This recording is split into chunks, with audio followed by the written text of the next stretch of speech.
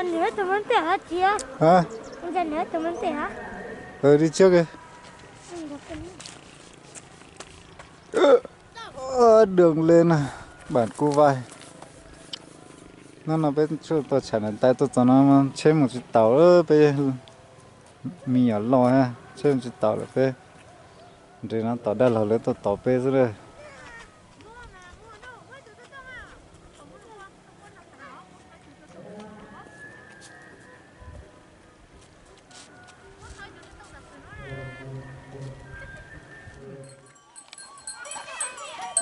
Ôi, bản Cô Vai xa xa hồ. Hôm nay mùng 3 Tết nha, rất là lạnh luôn. Các bạn có thể xem này, rất là lạnh, sương mù mờ mịt thế này. Ở phía nó từ đẹp quá ra, từ Cô Vai chị, từ người ta có hơn đi thôi. Hiện tại là 12 giờ trưa, nhưng rất là lạnh này các bạn ạ. Mình nhớ gì thôi.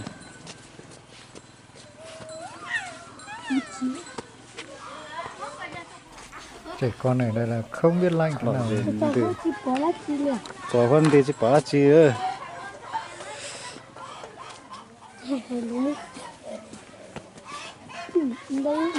Tôi cho mình ở lồng cầu ơi.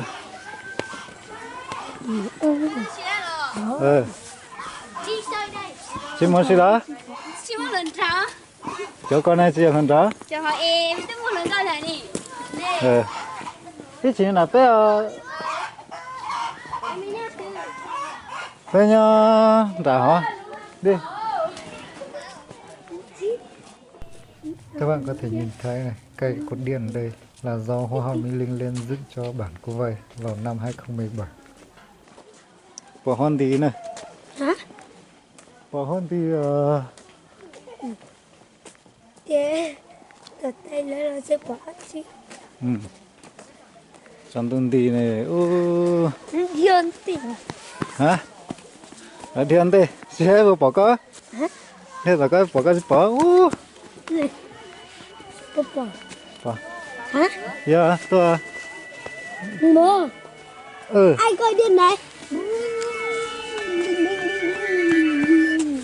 Alo.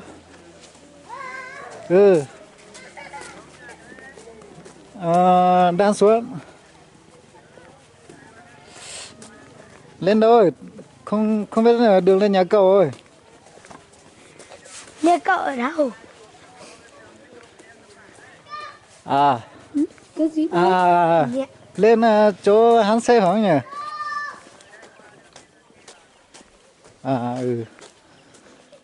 Tí nữa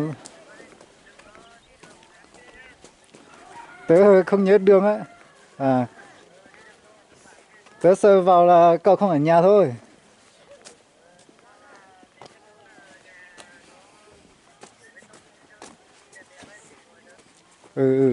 Đang ở Cô Vai, tí nữa xuống nhá.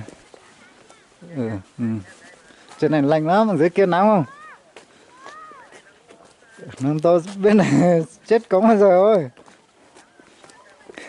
Trên Cô Vai này cần lạnh đấy. Nó sập lại.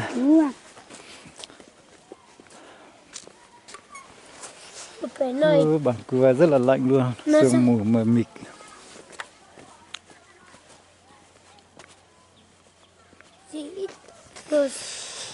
Từ mông hỏi giờ xuống là mông rồi. Cô cho phong gì xưa? Xuống. Đây nha. Các bạn nhìn này, đây là Ủy ban Nhân dân xã Xà Hồ, nhà văn hóa cộng đồng Chùm Cô Vai thôn Háng Xê.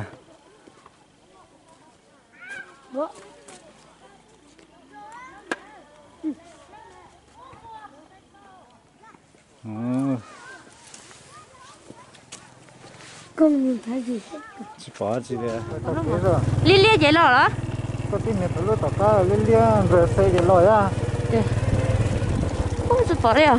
Bỏ tắt không? Quay xa.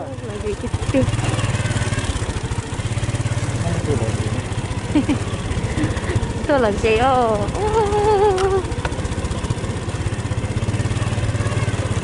mà không đo chắc được. Đó cái lúc xe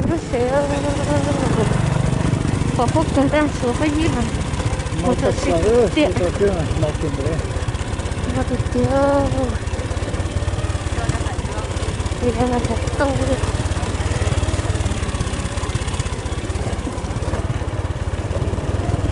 cái lúc xe tiền tiện tự lúc xe đó vậy người ta bảo nó là thì ông có tự xe luôn đi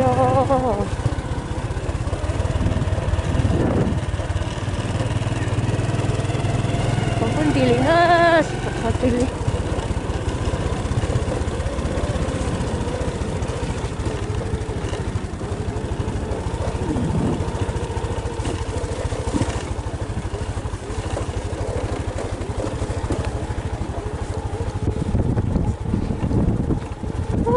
còn là không có sự đi rằng đi thì tập quân tí luôn đi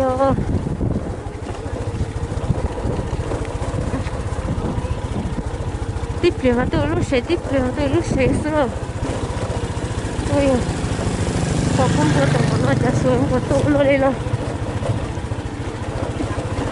tí thấy cái chết chênh này là sửa cái gì hay là trong cái chân mình chết chênh là lại Rồi nó có gì sẵn đã nó.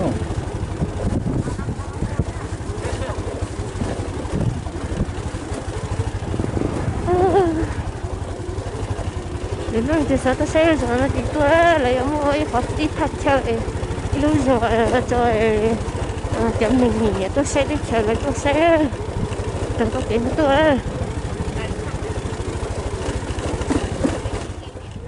cho nó chơi can dù đó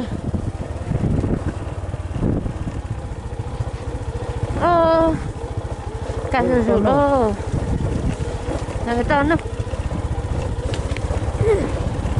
bỏ lấy tên bắn liền là tên mà chị kia này nó chẳng tuân gì cái to trong nó mà cho quân đi họ tập lên nó nó mà can gì đặt liền tên mà chị kia này đó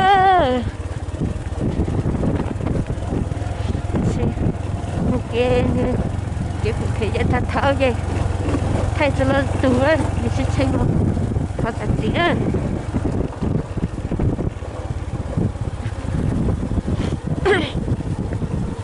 chỉ thắt lên nó cần cầu đi tiệt tiệt để mà lết ta chỉ đi từ lết số lết tóc xiên này lết đánh tay thôi mà đánh tay tiệt tiệt họ ít rồi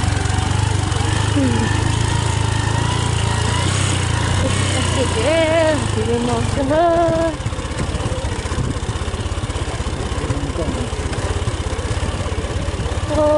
đợi còn đang rồi đi lấy cái xịt lại thì mình thấy chắc thân là nó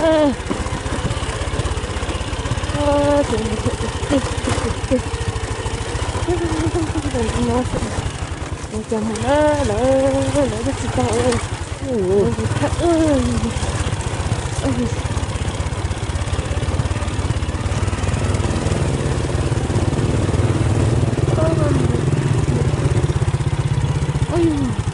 cái lúc này vào đây rồi thì chỗ gì sữa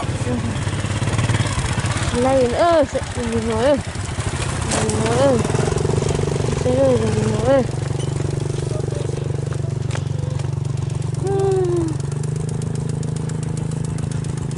bên liền điện thế lấy một chiếc tàu tuyệt tài dùng quốc tế những người có cái sải đấy còn đây thì là đủ tông cả mình cái cà phê lửa không có được kia lên thì tông phải cái sải đó không có gì